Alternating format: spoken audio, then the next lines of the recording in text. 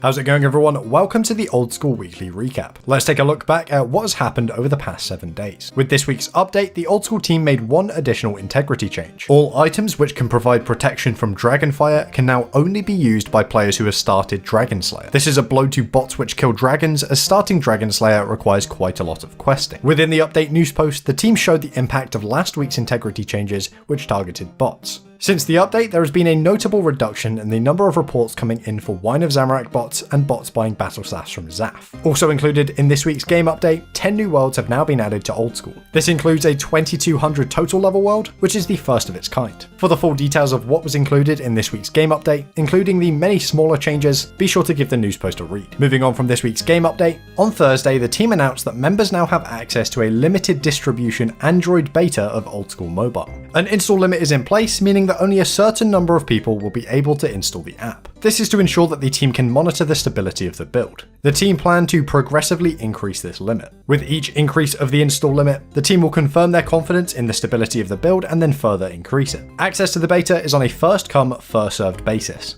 If you want the best chance of getting access, be sure to follow @OldSchoolRS on Twitter and to enable notifications. If you're wondering about an iOS beta, the team stated that their solution for an uninterrupted, continuous service for iOS devices is still under development. They expect this to be in place later this summer, and expect to be sharing an update on the progress of iOS development soon. Last Saturday, we saw the Deadman Summer Finals take place. If you weren't able to catch it live, earlier this week, a video highlighting all of the key moments was uploaded to this channel. On top of that, you can see the video of the full event. Alongside the conclusion of the tournament, the Deadman Autumn season was launched. The servers will be live until July 26th, so hop on while you can and get yourself qualified for the Deadman Autumn Finals.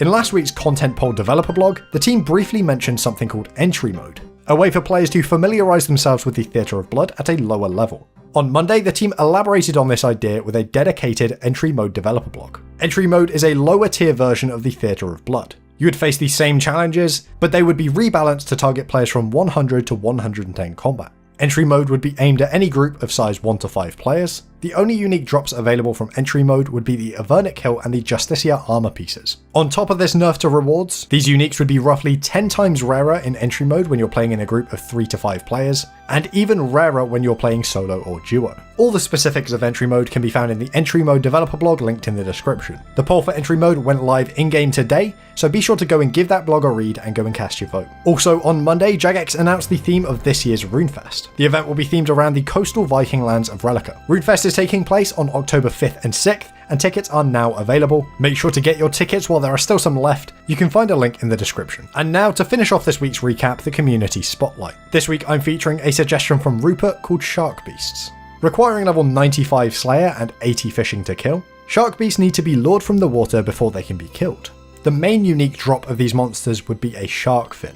This can be combined with a circle and a dark bow to create the Shark Seer bow. This bow has the opposite effect to the Twisted Bow, increasing in damage and accuracy based on how low your opponent's magic bonus is rather than how high it is. Now, specifics of the design aside, I wanted to feature this design because it is beautifully put together. Rupert mocked up an entire dev blog including a design for the NPC and the bow. It's always great to see designs with tons of time and effort put into them, so very nice work, Rupert. I always love seeing the stuff that you suggest. So what do you guys think about Shark Beast? Would you vote yes for it? And if not, what would you change? Anyway, that is all for this recap. Thank you guys for watching, have a great week, and I will see you next Friday.